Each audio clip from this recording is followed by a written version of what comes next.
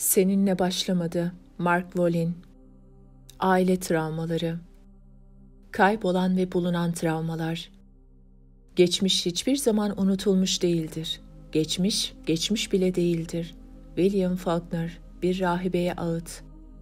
Herkese tanıdık geleceği üzere travmaların en önemli özelliklerinden biri onu anlatma ya da açığa çıkarma konusundaki yetersizliğimizdir. Sadece kelimeleri kaybetmeyiz, aynı zamanda hafızamızla da ilgili kayıplarımız vardır. Travmatik bir olay sırasında düşünce süreçlerimiz öyle dağınık ve düzensiz hale gelebilir ki asıl olaya ait anıları fark edemez oluruz. Bunun yerine travma anında yaşadıklarımız görüntü, bedensel algı ve kelimeler halinde içimizde bir yerlere dağılır ve bilinçaltımızda depolanır. Ardından asıl deneyimi uzaktan andıran herhangi bir tetikleyiciyle aktif hale gelir. Bir defa tetiklendiğinde adeta görünmez bir geri sarma tuşuna basılmış gibi asıl travmanın özelliklerinin günlük yaşamlarımızda yeniden canlanmasına neden olur. Bilinçsizce kendimizi bazı insanlara, olaylara veya durumlara geçmişi yansıtan o eski tanıdık yollarla benzer tepkiler verirken bulabiliriz. Sigmund Freud bu kalıbı 100 yıldan fazla süre önce tanımlamıştır. Travmatik yeniden canlandırmalar veya Freud'un adlandırdığı gibi yineleme takıntısı bilinçaltının çözülememiş şeyleri hatasız yapmak üzere tekrarlama girişimidir. Geçmişteki olayları çözme amacı güden bilinçaltından gelen bu dürtüler aile tarihinden gelebilir, geçmişteki çözülmemiş travmalarsa gelecek nesillerde ortaya çıkabilir. Freud'la çağdaşı Carl Jung da bilinçaltında kalan şeylerin yok olmadığına fakat daha ziyade yaşamlarımızda kader ve tarih olarak yeniden yüzeye çıktığına inanmıştır. Jung, bilinçli olmayan ne varsa kader olarak deneyimlenecektir der. Diğer bir deyişle, farkındalık kazanmadığımız müddetçe muhtemelen bilinçaltı kalıplarımızı tekrarlamaya devam ederiz. Hem Jung hem de Freud işlenmesi çok zor her ne varsa kendi kendine yok olmadığını, daha ziyade bilinçaltımızda saklandığını belirtmişlerdir. Freud ve Jung daha önce engellenen, bastırılan veya içe atılan hayat tecrübeleri parçalarının kullanılan kelimelerde, davranışlarda, jest ve mimiklerde görülebildiğini gözlemlemişlerdir. Takip eden yıllarda terapistler bunun gibi ipuçlarını dil sürçmeleri, kaza kalıpları veya rüya imgeleri halinde danışanlarının hayatlarının kelimelerle anlatılamayan veya akla gelmeyecek alanlarını aydınlatan haberciler olarak görmüşlerdir. Görüntü teknolojisinde gerçekleşen son gelişmeler araştırmacıların bunaltıcı olaylar sırasında tetiklenen veya bozulan beyin ve bedensel fonksiyonların analiz edilmesini sağladı. Basil van der Kolk, travma sonrası stres konusunda yaptığı araştırmalarla tanınan Hollandalı bir psikiyatristtir. Kolk, travma sırasında beynin mevcut anı deneyimlemekten sorumlu bölümü, medial alın korteksinin konuşma merkezini kapadığını açıklar. Travmanın kelimelerle ifade edilememe durumu, tehdit veya tehlike sırasında beynin hatırlama becerisi azaldığında meydana gelen kelimelerin yetersiz kalma durumuna benzediğini söyler. Ayrıca insanların travmatik deneyimlerini hafiflettikleri zaman prefrontal korteksin zayıfladığını ve bunun sonucunda düşünme ve konuşma zorlukları yaşadıklarını söyler. Tam olarak ne olup bittiği hakkında ya kendileriyle ya da başkalarıyla iletişim kuramaz hale gelirler.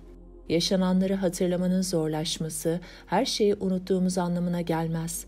Travmatik olayın bir parçası olan kelime, görüntü ve dürtüler, içimizde taşıdığımız acılarımızın gizli dilini oluşturmak üzere yeniden ortaya çıkar. Hiçbir şey kaybolmaz, parçalar sadece yön değiştirir. Psikoterapide ortaya çıkan akımlar günümüzde resmin bütününün bir parçası olarak aile ve toplumun geçmişindeki travmatik olayları da resme dahil etmek üzere bireyin travmasının ötesine işaret etmeye başlamıştır.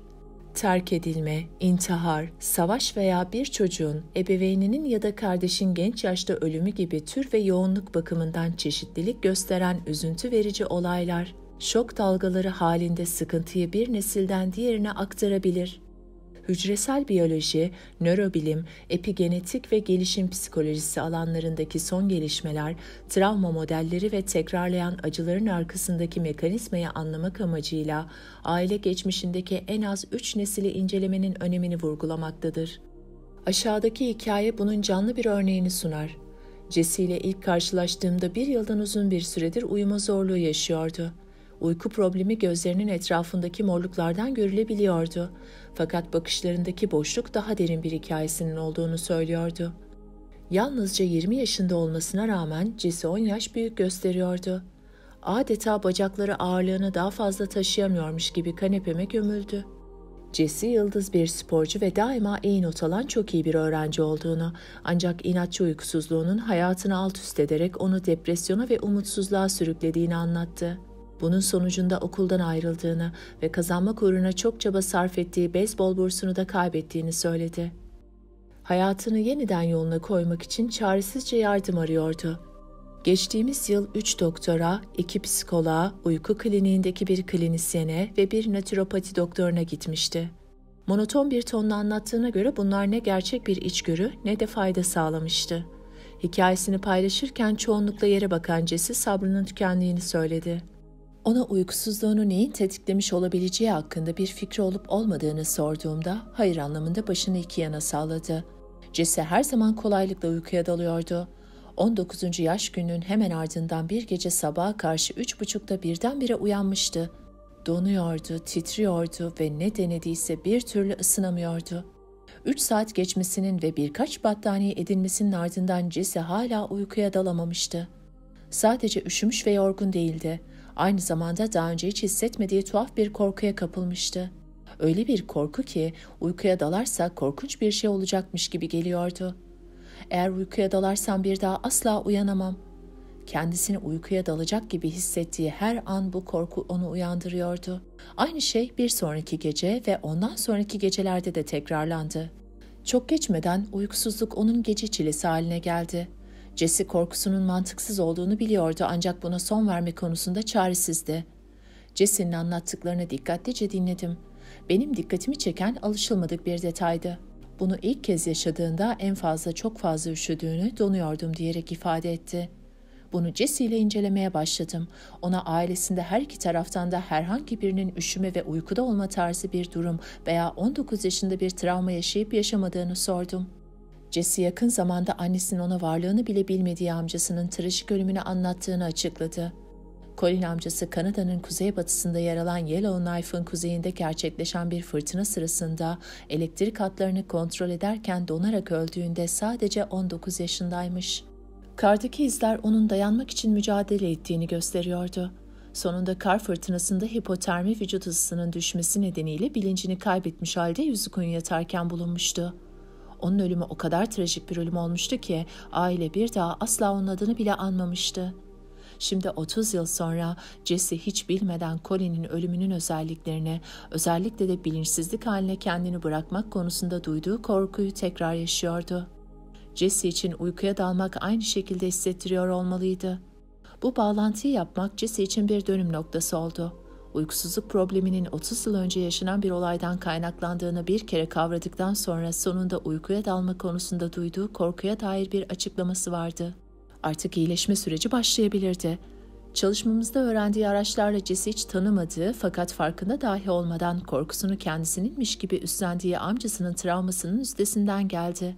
Jesse sadece uykusuzluğun yoğun sisinden kurtulmakla kalmadı. Aynı zamanda geçmişteki ve şimdiki ailesiyle de daha derin bir bağ kurdu.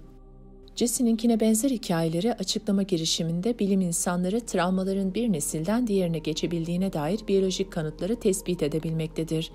Rachel Yehuda, New York'ta yer alan Mount Sinai Tıp Fakültesi'nde psikiyatri ve nörobilim alanlarında profesördür ve travma sonrası stres bozukluğu konusunda dünyada önde gelen uzmanlardandır. TSSB alanında gerçek bir öncüdür. Yehuda sayısız çalışmada soykırımdan kurtulanlar ve onların çocuklarındaki TSSB'nin nörobiyolojisini incelemiştir. Özellikle bir travma yaşadıktan sonra vücudumuzun normale dönmesine yardımcı stres hormonu kortizol ve kortizolun beyin işlevlerine etkisi üzerine yaptığı araştırma, TSSB'nin dünya çapında anlaşılmasında ve tedavisinde köklü değişiklikler yapmıştır. Yehuda ve ekibi soykırımdan kurtulduktan sonra TSSB yaşayan kişilerin çocuklarının ebeveynlerine benzer şekilde düşük kortizol seviyeleriyle doğduğunu gördüler ve bu da bir önceki neslin TSSB belirtilerini yeniden yaşamak üzere yatkın hale getirmekteydi. Yehuda'nın akut travmatik olayı deneyimleyen insanlardaki kortizol seviyesinin düşüklüğünü keşfetmesi, uzun zamandır süregelen stresin yüksek kortizol seviyesiyle ilgili olduğu görüşüne ters düştüğü için tartışmaya yol açmıştır.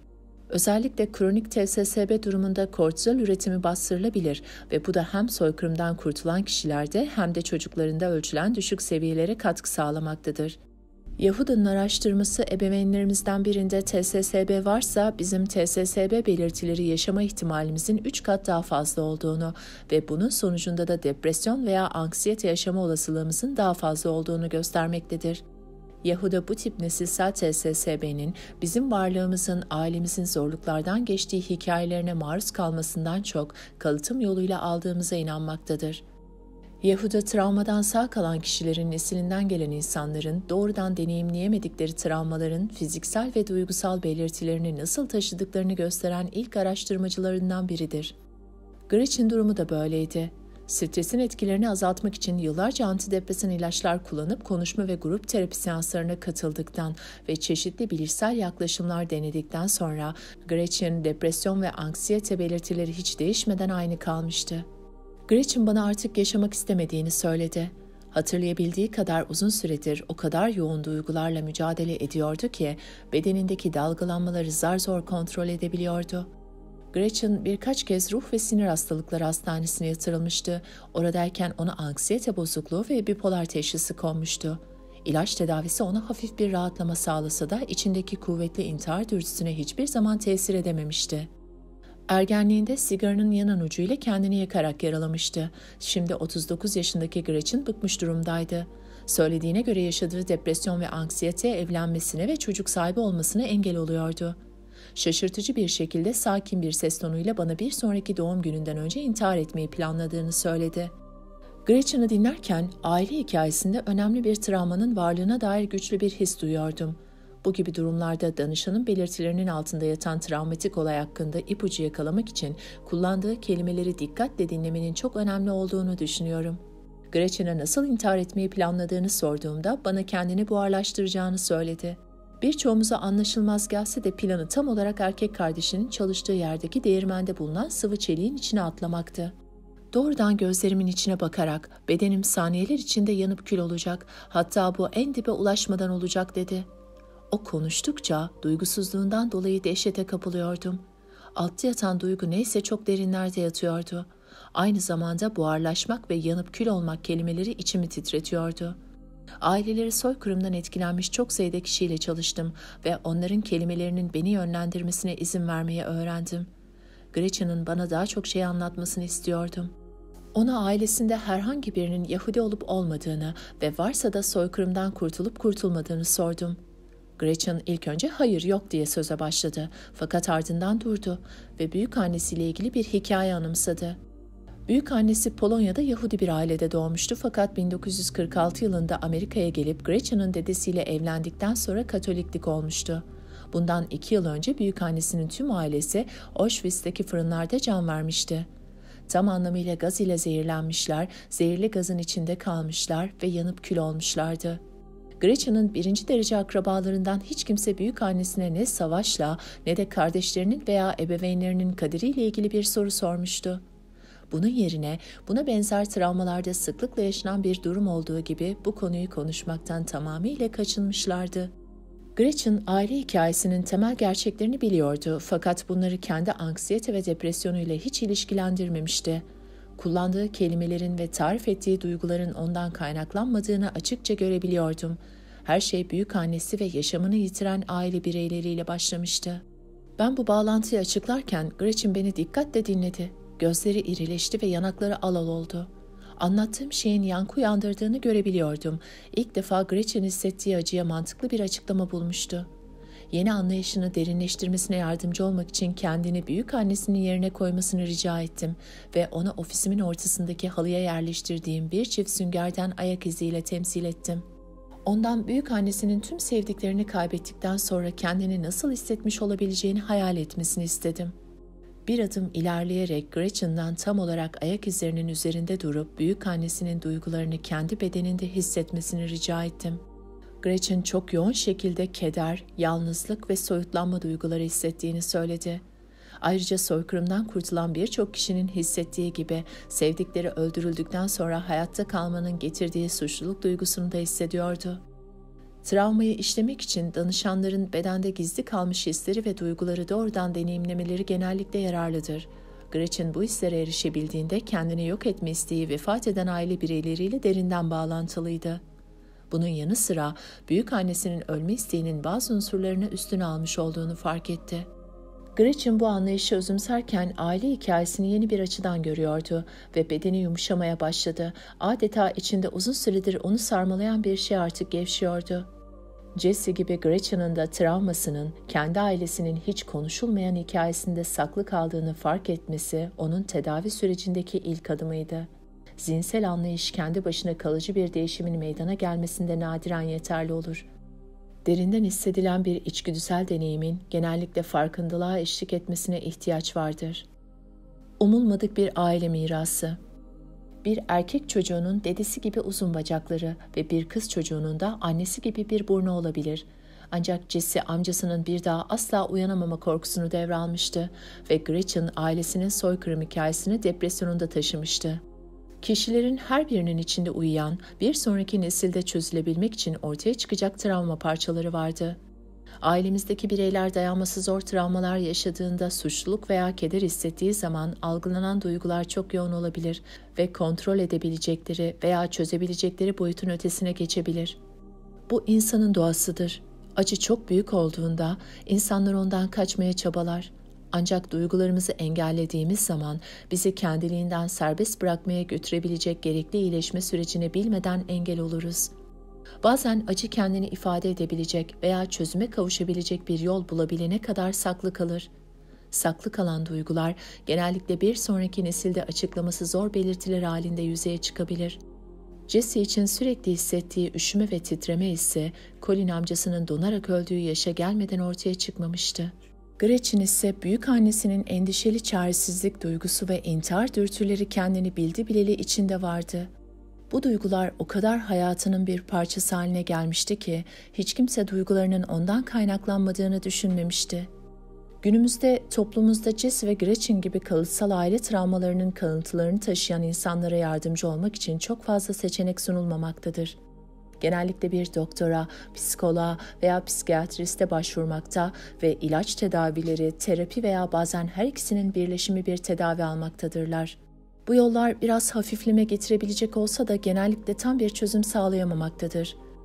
Hepimizin aile hikayesinde Gretchen'ın veya Jesse'ninki gibi dramatik travmalar olmasa da bir ebeveynin veya bebeğin ölümü, bir çocuğun başkasına verilmesi, birinin evini kaybetmesi veya bir annenin ilgi kaybı dahi desteği yıkıp ailemizdeki sevgi akışını sınırlandırabilir. Görünürdeki bu travmaların kaynağını bularak uzun süredir devam eden aile modelleri sona erebilir. Travmaların bütün etkilerinin olumsuz olmadığını da bilmek önemlidir. Rachel Yehuda'ya göre epigenetik değişikliğin amacı stresli durumlarda tepki verme yollarımızın çeşitliliğini genişletmektedir ve Yehuda bunun olumlu bir şey olduğunu söylemektedir. Bizlere şunu sorar: bir savaş alanında kiminle olmayı tercih ederdiniz? Daha önce sıkıntılı bir durum yaşamış ve kendini nasıl koruyacağını bilen birisiyle mi, yoksa daha önce hiçbir şey için savaşmamış biriyle mi? Yehuda, stres ve travmanın ne gibi biyolojik değişiklikler yaptığını bir kez anladığımızda, gerçek becerilerimizin ve potansiyelimizin ne olduğunu kendimize açıklamanın daha iyi bir yolunu geliştirebileceğimizi söyler. Bu şekilde bakıldığında kalıtsal olarak devraldığımız veya doğrudan deneyimlediğimiz travmalar yalnızca sıkıntı mirasını oluşturmaz. Aynı zamanda gelecek nesillerle paylaşılabilecek güç ve dayanıklılık mirası yaratır. Bilinçaltı duyulmak için ısrar eder, tekrarlar ve bir bakıma kapıyı kırar. Eski travmaların parçaları içimizde olduğundan arkalarında ipuçları bırakırlar. Bu duygu yüklü sözler ve cümleler biçimindeki ipuçları genellikle bizi eski çözümlenmemiş travmalara bağlar. Anlayacağınız gibi bu travmalar bize ait olmayabilir. Ben bu travmaların sözlü ifadesi olarak çekirdek dil terimini kullanıyorum. Çekirdek dil sözel olmayan yollarla da ifade edilebilir. Bunlar fiziksel hisler, davranışlar, duygular, dürtüler ve hatta bir hastalığın belirtisi olarak da görünebilir. Jesse'nin çekirdek dili sabaha karşı saat 3.30'da nedeni bilmeden titreyerek ve tekrar uykuya dalmaktan korkarak uyanmayı içeriyordu. Gretchen'in çekirdek dili depresyon, çaresizlik, endişe ve kendini buharlaştırma isteğini içeriyordu. Hem Gretchen hem de Jessie onları aile geçmişlerinden çözümlenmemiş bir şeylere bağlayan bulmacanın parçalarını taşıyorlardı. Hepimiz Hansel ve Gretel'in kandırılarak karanlık ormana götürüldüğü hikayeyi biliriz. Çıkış yollarını asla bulamayacaklarından endişe duyan Hansel, evlerine güvenli bir şekilde geri dönmelerini garanti altına almak için ormanda yol boyunca ekmek kırıntıları bırakır. Bu yerinde bir benzetme olacaktır. İster korku ormanımızın derinliklerinde olalım, ister bildiğimiz yoldan uzaklaşmak konusunda endişe duyalım, bizler de yolumuzu bulmamıza yardımcı olabilecek kırıntılar bırakırız. Ancak ekmek kırıntıları yerine sözcük kırıntıları bırakırız. Bunlar bizi doğru yola yönlendirecek güce sahip sözcüklerdir. Bu sözcükler rastgele gibi görünebilir, ancak değillerdir. Bunlar gerçekte bilinçaltımızdan gelen ipuçlarıdır. Nasıl bir araya getireceğimizi ve bağlantı kuracağımızı bildiğimiz zaman kendimizi daha iyi anlayabilmemize yardımcı olması için izleyebileceğimiz bir yol oluştururlar. Masallardaki çocuklar gibi evimizin yolunu bulabilmek için korku ormanımızın içinde öylece uzaklara doğru dolaşabiliriz. Sözcüklerin yolunu izlemek yerine kendimizi ilaçlara başvurmuş, yiyeceklerle, sigarayla, seksle veya alkolle rahatlatır veya anlamsız aktivitelerle kendimizi oyalar halde bulabiliriz. Kişisel deneyimlerimizden bildiğimiz üzere bu yolların her zaman bir sonu vardır. Gitmemiz gereken yere asla bizi götürmezler. Kullandığımız çekirdek dilin ekmek kırıntılarının etrafımızı sardığını fark etmeyiz. Bunlar sessiz söylediğimiz sözcüklerde ve sessizlikle söylenen cümlelerde yaşarlar. Tıpkı bir saatin alarmı gibi aklımızdan devamlı geçen sözcüklerde yaşarlar. Ancak bunların bizi nereye götürdüğünü görmek yerine bu sözcüklerin içimizde yarattığı trans hali tarafından paralize olmuş duruma gelebiliriz. Travmatik anıların nasıl depolandığını anlamak bunaldığımızda kullandığımız sözcüklerde ne meydana geldiği konusunu bir nebze açıklığa kavuşturabilecektir. Uzun süreli bellek genellikle iki ana bölüme ayrılır. Bildirimsel bellek ve bildirimsel olmayan bellek. Bildirimsel bellek açık veya açıklayıcı bellek olarak da adlandırılır. Olguları ve olayları bilinçli olarak hatırlama becerisidir. Bu tür bellek daha sonra geri kazanılabilir anıları dilin organize etme, kategorize etme, bilgi ve deneyimleri depolama özelliklerine dayanmaktadır. Bu tıpkı geçmişten bir hikaye bakmaya ihtiyaç duyduğumuzda raftan çekip çıkardığımız bir kitaba benzerdir. Olayları sözcüklerle ifade ettiğimiz zaman onları geçmişimizin birer parçası olarak hatırlayabiliriz. Bildirimsel olmayan bellek, örtük bellek, duyu devinimsel bellek veya prosedürel bellek olarak da adlandırılır ve bilinçli hatırlama olmadan işlev gösterir. Bu tür bellek, daha önce öğrendiklerimizi tekrardan öğrenmemiz gerekmeden otomatikman geri hatırlamamıza olanak verir. Örneğin bisiklet sürdüğümüz zaman onu ileri doğru harekete geçirmek için gerekli olaylar adımını düşünmeyiz. Bisiklet sürmenin anısı içimizde o kadar yerleşmiştir ki sadece üzerine biner ve süreci adımlara bölmeden pedal çevirmeye başlarız. Bu tür anıları her zaman sözcüklerle ifade etmek kolay değildir. Travmatik deneyimler genellikle bildirimsel olmayan bellekte depolanır. Bir olay fazlasıyla bunaltıcı olup kelimelerle anlatılamayacak bir hal aldığında o anıyı hikaye olarak doğru biçimde kaydedemez veya ifade edemeyiz. Bunu yapmak için dil gereklidir. Adeta hep bir ağızdan tüm kapı ve pencerelerimizden aniden taşan sel gibidir. Tehlikedeyken deneyimlerimizi sözcüklerle ifade etmek üzere fazla uzun süre durmayız. Sadece evden dışarı çıkarız. Sözcükler olmadan olayın anısına tamamıyla erişmemiz mümkün değildir. Deneyimin parçaları tanımsız kalır ve gözden uzak örtük kalır. Kaybolan ve açıklanamayan anılar bilinçaltımızın parçaları haline gelir.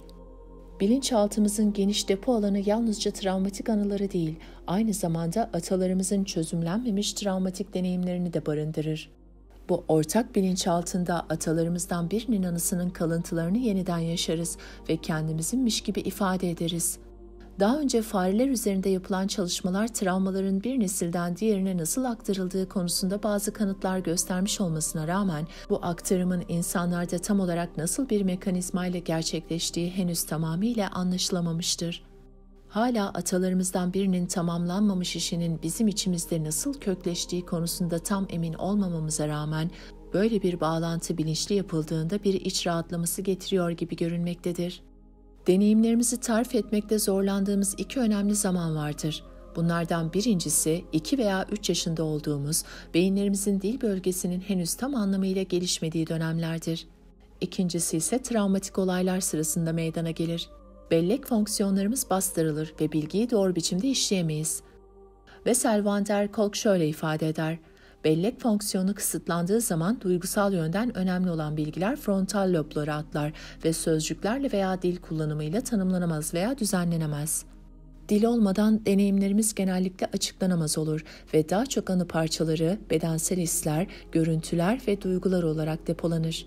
Dil, deneyimlerimizi hikaye biçiminde toparlayıp tutmamızı sağlar. Bir defa hikayeleştirdiğimizde deneyimi ona bağlı olan kargaşayı yeniden yaşamadan tekrar değerlendirebiliriz. Bunaldığımızda başvurduğumuz ilk şeylerden biri dildir ve asla kaybolmaz. Bilinçaltımızın derinliklerinde incelenir ve hiç ummadığımız anda yok sayılmayı reddederek yüzeye çıkabilir. Psikolog Annie Rogers şöyle der: bilinçaltı duyulmak için ısrar eder, tekrarlar ve bir bakıma kapıyı kırar. Onu duymanın veya odaya davet etmenin tek yolu ona bir şeyler dayatmayı bırakmak ve bunun yerine her yerde, sözde, ifade biçiminde, rüyada ve bedende söylenememiş olanı dinlemektir. Bilinçaltımızda yer alan dile getirilmemiş deneyimlerin hepsi içimizdedir. Bunlar değişik şekillerde dilimizde belirebilir. Kronik hastalık belirtilerimizde ve açıklanamaz davranışlarımızda kendini gösterir. Günlük yaşamımızda karşılaştığımız tekrar eden mücadelelerimizde yeniden yüzeye çıkar. Bu dile getirilmemiş deneyimler duyulmak için kapılarımızı kırar. Çekirdek dil ise duyduğumuzdur. Çekirdek dilimizin duygu yüklü sözleri hem kendi bedenimizde hem de aile sistemimizin bedeninde yer alan açık olmayan anılardır. Bunlar tıpkı bilinçaltımızda kazılıp ortaya çıkarılmayı bekleyen değerli madenler gibidir. Anıları doğru rehberlikte görmeyi başaramazsak, mücadelelerimizin ardındaki sırrı çözmemize yardımcı olabilecek önemli ipuçlarını kaçırabiliriz. Bir kez kazıp çıkardığımızda travmayı iyileştirmek üzere önemli bir adım atmış oluruz. Çekirdek dil, açıklanmamış anılarımızı açıklamamıza yardım eder ve birleştirilememiş, hatta hatırlanmayan olayları ve deneyimleri bir araya getirmemizi sağlar. Bu parçalar bilinçaltımızda yeterli miktarda bir araya geldiği zaman bize veya aile üyelerimize ne olmuş olabileceği daha derinden anlayabileceğimiz bir hikaye oluşturmaya başlarız. Tüm hayatımız boyunca bizi rahatsız eden anıları, duyguları ve hisleri anlamlandırmaya başlarız. Bir kez bunların kaynağını geçmişte, kendi travmamız veya bir aile travmasında bulduğumuzda sanki şimdiki zamana aitmiş gibi bunları yaşamayı bırakabiliriz.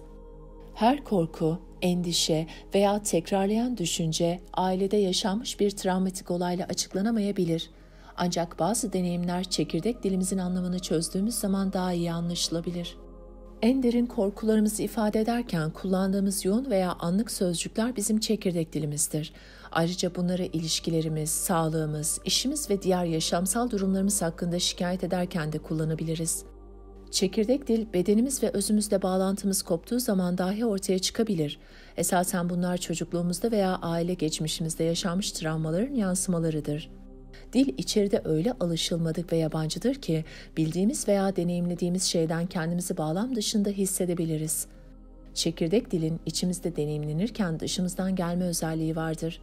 Artık buharlaşma ve yanıp kül olma kelimelerinin ardında ne olduğunu anlayan Gretchen şöyle demiştir: "O duygular benim içimde yaşıyordu, fakat benden kaynaklanmıyordu." Kişiye özgü değil, bir kez deşifre olduğunda yoğunluğu ve üzerimizdeki etkisi gücünü kaybeder. Çekirdek dil haritası. Her bir araç muhtemelen daha önce hiç ifade edilmemiş veya tamamıyla bilinçli durumuna getirilmemiş bir duyguyu ortaya çıkartmak için tasarlanmış sorular içermektedir. Bir kez yeteri kadar bilgi alındığında bir harita görünmeye başlar, bilinçaltı haritası. Herkesin bir çekirdek dil haritası vardır ve harita eşsiz ve biriciktir. Çekirdek dil haritalarımız muhtemelen biz daha doğmadan çok önce var olmuştur. Bu babamıza veya büyük annemize ait olabilir ve sadece onlar için bunu taşıyor olabiliriz.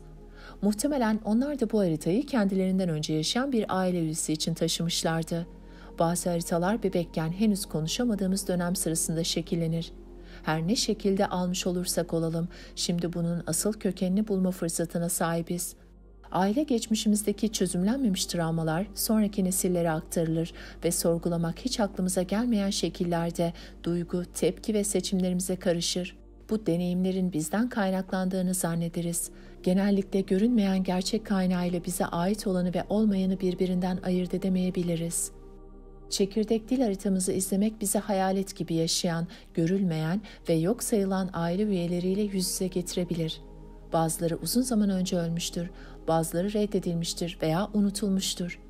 Diğerleri öyle travmatik olaylardan geçmiştir ki onların neleri katlanmış olabileceğini düşünmek oldukça acı vericidir. Bir kez onları bulduğumuzda serbest kalırlar ve özgürleşiriz. Geçmişimiz keşfedilmeyi bekliyor. Sözcükler, dil, harita. Keşif yolculuğu yapmamız için ihtiyacımız olan her şey tam şu anda içimizdedir. Doğmamızı sağlayan insanlarla aramızdaki bağ en güçlü bağdır. Kaç yıl geçerse geçsin, kaç ihanet yaşarsak yaşayalım, ailede ne kadar mutsuzluk olursa olsun hiç önemli değil. Kendi irademiz pahasına olsa bile onlarla bağımız devam eder.